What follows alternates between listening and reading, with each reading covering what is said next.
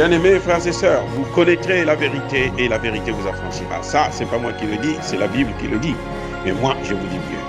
Vous connaîtrez la vérité historique, notamment celle de vos ancêtres kémites, et vous aurez une vision globale de ce que c'est que la vraie souveraineté politique. J'ajoute, vous reviendrez à la spiritualité africaine ancestrale et vous comprendrez les enjeux de l'indépendance économique.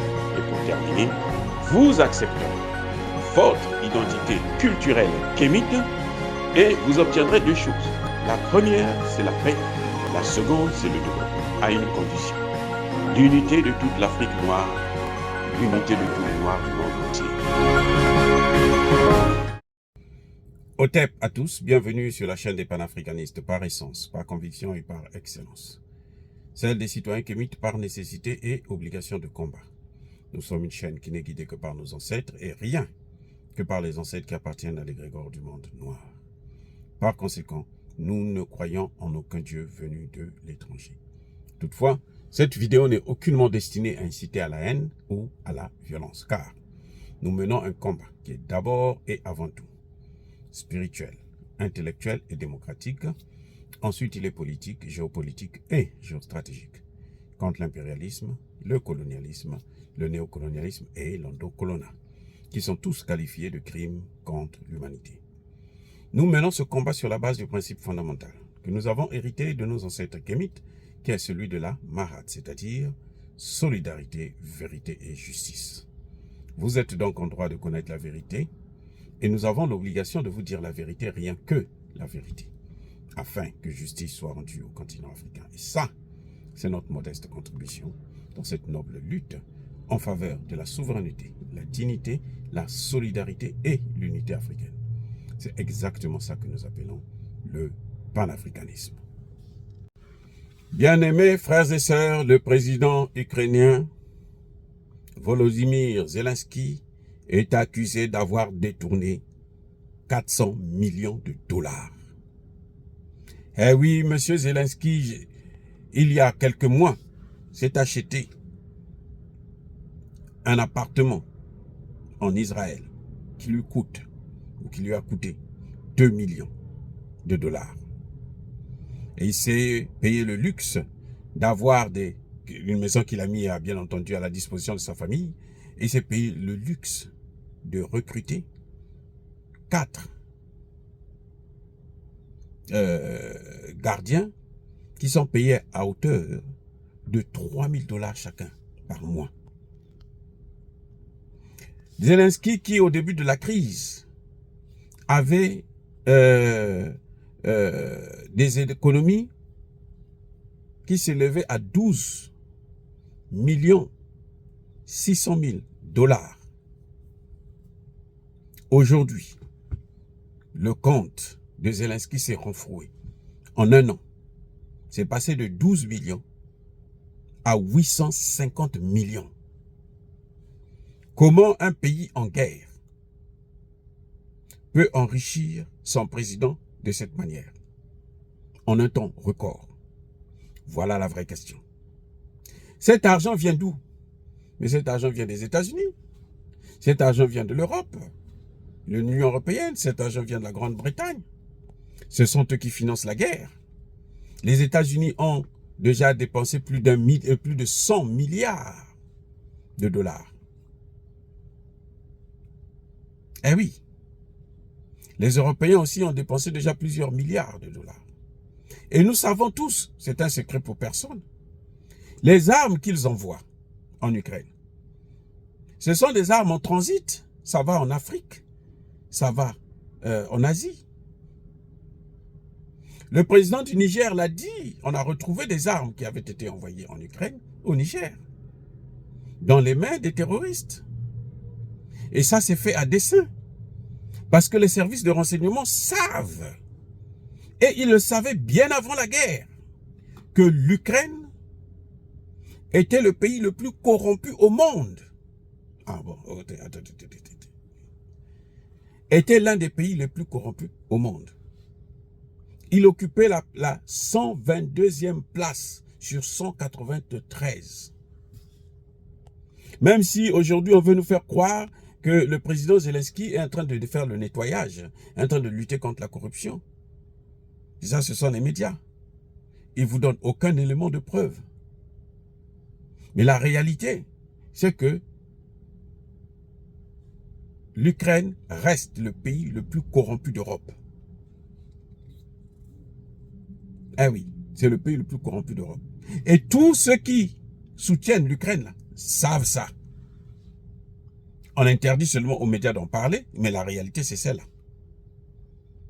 Et cette fois-ci, ça vient de la part du même journaliste, Zemmour Hersh, celui qui a démontré que ce sont les États-Unis qui ont été les auteurs de l'attentat contre Nord Stream 1 et 2. Ce sont les Américains. Les Russes l'avaient déjà prouvé. Parce que les Russes avaient démontré que pour faire ça, ce genre d'attaque terroriste, il faut être un État. Les individus ne peuvent pas le faire. Et cette technologie, même certains pays européens ne l'ont pas. C'est seulement les États-Unis qui l'ont. Donc, les États-Unis sont à l'origine de cette attaque terroriste. Donc, les États-Unis peuvent être considérés comme un État terroriste. Et on sait aussi qu'en Ukraine, par exemple, les terres arables sont pratiquement toutes achetées par l'Ukraine. Et donc, ce sont les États-Unis qui ont intérêt à ce que, l'Ukraine puisse continuer à faire la guerre à la dernière goutte de sang des Ukrainiens. Voilà ce qui est en train exactement de se passer actuellement. Zelensky s'enrichit, le pays s'appauvrit, le pays est en train de disparaître.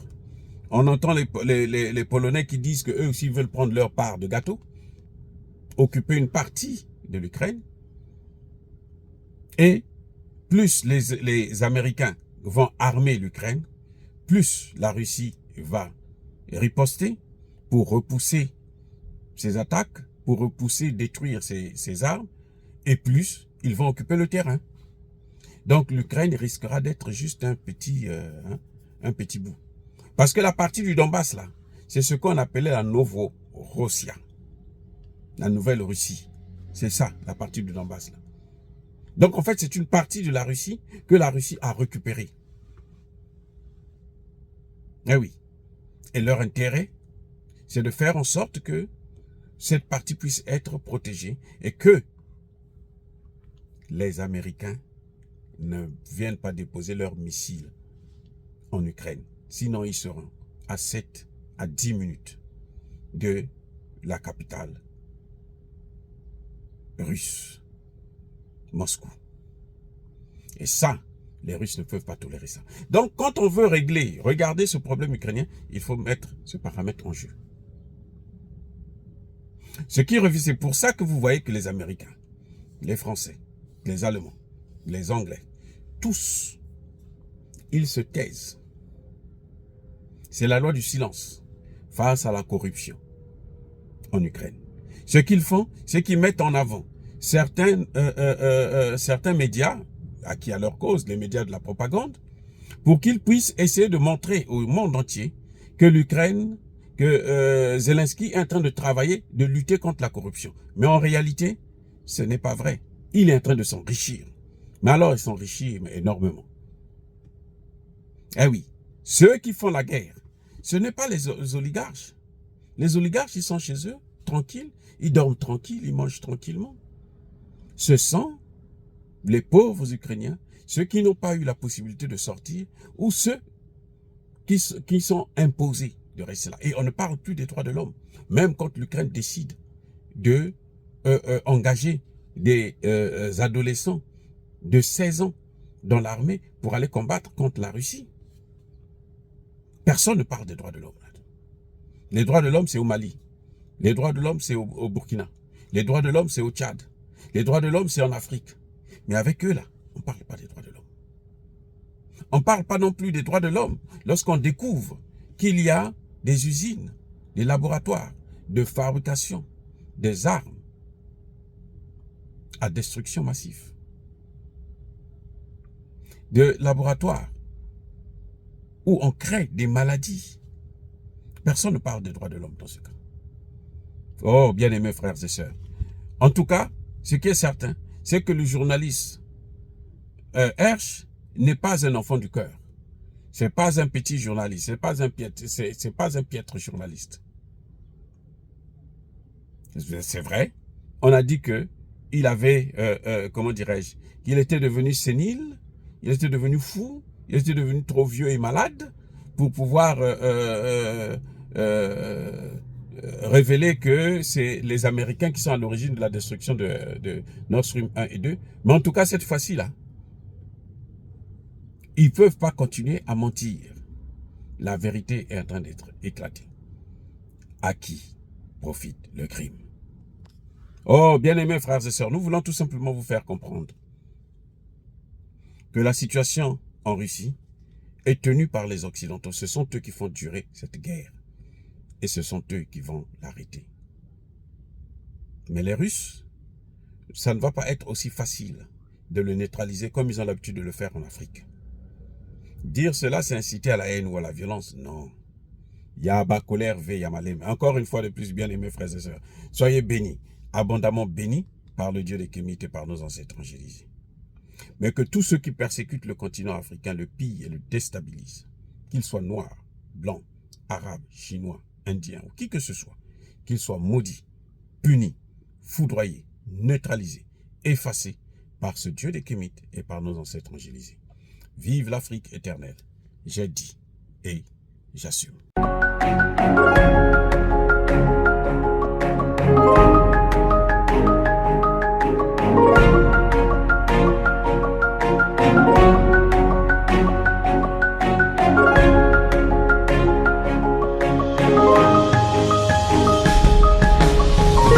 Eux, ils marchent par la foi et non par la vue.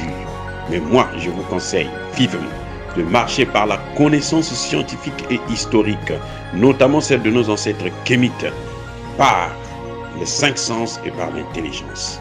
Abou Abia.